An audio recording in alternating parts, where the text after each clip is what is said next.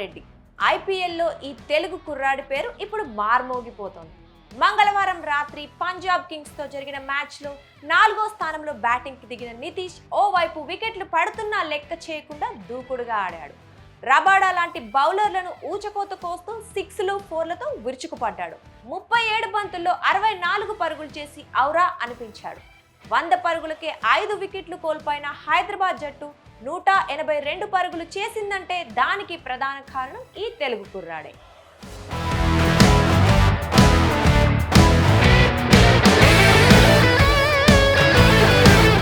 Andhra cricket జట్టులో సభ్యుడైన నితీష్ రెడ్డి కేవలం batter మాత్రమే కాదు, మంచి పేస్ ఆల్రౌండర్ కూడా. బ్యాట్తో పాటు బంతితోనూ సమానంగా రాణించగల సత్తా అతడి సొంతం. పంజాబ్తో మ్యాచ్లోనూ 3 ఓవర్లు బౌలింగ్ చేసిన నితీష్ 33 పరుగులు ఇచ్చి 1 వికెట్ తీశాడు. 1 క్యాచ్ కూడా అందుకున్నాడు. ఐపీఎల్ మ్యాచ్లో హాఫ్ సెంచరీ చేయడంతో పాటు 1 వికెట్ తీసి 1 క్యాచ్ అందుకున్న తొలి అన్క్యాప్డ్ ప్లేయర్గా నితీష్ రికార్డ్ క్రియేట్ చేశాడు.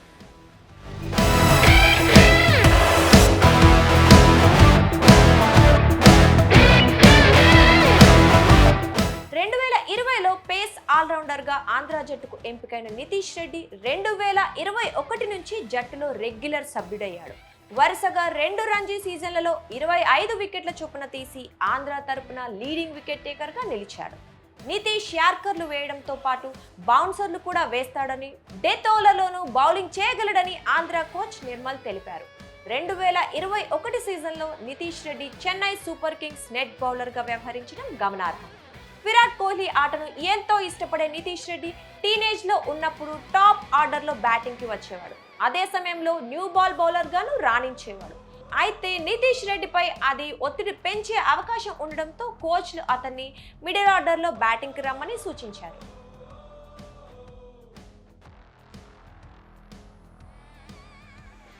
నితీష్ రెడ్డి ఈ స్థాయికి చేరుకోవడానికి అతడి తండ్రి ముత్యాల రెడ్డి ఎంతో కష్టపడ్డారు. నితీష్ మంచి క్రికెటర్ అవుతాడని నమ్మిన తొలి వ్యక్తి ఆయనే. కబడ్డీ ప్లేయర్ అయిన ముత్యాల రెడ్డి 9వ ఏటే నితీష్ రెడ్డిని క్రికెట్ అకాడమీలో చేర్చారు. విశాఖపట్నం హిందూస్థాన్ జింక్లో ఉద్యోగం అయిన ముత్యాల రెడ్డికి ఉదయ్పూర్ బదిలీ అయింది. అయితే కొడుకును క్రికెటర్గా తీర్చిదిద్దడం కోసం ఆయన ఉద్యోగాన్ని సైతం వదులుకున్నారు. నితీష్ రెడ్డి అండర్-16లో 7 మ్యాచ్ల్లోనే 1237 పరుగులతో సత్తా చాటాడు. నాగాలాండ్పై 442 రన్స్ చేసిన నితీష్ కర్ణాటకపై ట్రిపుల్ సెంచరీతో పాటు హైదరాబాద్పై డబుల్ సెంచరీ చేశాడు. ఆంధ్ర నుంచి నమన్ అవార్డు అందుకున్న తొలి క్రికెటర్గా గుర్తింపు పొందాడు. అండర్-16 కేటగిరీలో బెస్ట్ క్రికెటర్గా బీసీసీఐ నితీష్ను గుర్తించింది. ఇప్పటిదాకా 17 ఫస్ట్ క్లాస్ మ్యాచ్లు ఆడిన నితీష్ 29.96 సగటుతో 566 పరుగులు చేశాడు. బౌలింగ్లో 52 వికెట్లు పడగొట్టాడు.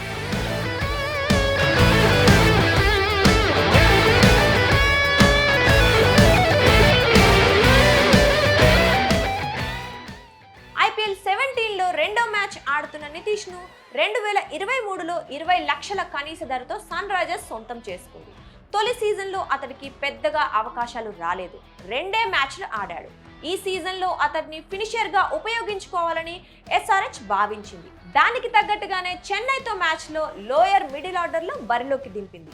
ఈ మ్యాచ్లో చేజింగ్లో 8 బంతుల్లో 14 పరుగులు చేసి జట్టును విజయ తీరాలకు చేర్చాడు. పంజాబ్పై కాస్త ముందుగా బ్యాటింగ్కి వచ్చి అర్ధ సెంచరీతో అదరగొట్టాడు.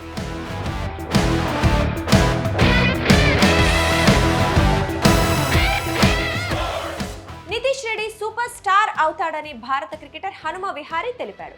నితీష్ తనకు 17 ఏళ్ల వయసు నుంచి తెలుసని చెప్పాడు. సన్ రైజర్స్ తో పాటు టీమిండియాకు కూడా అతడు కీలకం అవుతాడని అంచనా వేశాడు. బ్యాటింగ్ తో పాటు మీడియం పేస్ బౌలింగ్ కూడా చేయగల అరుదైన ఆటగాడు నితీష్ అని, అతడిపై ఇన్వెస్ట్ చేయాలని విహారీ సూచించాడు. నితీష్ రెడ్డి ఆడిన ఇన్నింగ్స్ పై నెటిజన్లు ప్రశంసలు కురిపిస్తున్నారు. ఉగాది రోజు తెలుగు కుర్రాడు చెలరేగి ఆడాడని, టీమిండియాకు మరొక వజ్రం దొరికేసినట్లేనని తెగ కామెంట్స్ చేసేస్తున్నారు. హ్యాపీ ఉగాది గైస్ అందరికీ. ఈ ఉగాది రోజున టీం చాలా మంచిగా చేసింది అండ్ నాకు కూడా చాలా మంచిగా అయింది. Thanks for the support Telugu fans అందరికీ. ఇట్స్ నెయిల్ బైటింగ్ మ్యాచ్, చాలా క్లోజ్ మ్యాచ్ అండ్ ఉగాది రోజున గెలిచాము. I'm so happy. మీరు కూడా చాలా హ్యాపీగా ఫీల్ అవుతారని అనుకుంటున్నాను. థ్యాంక్స్.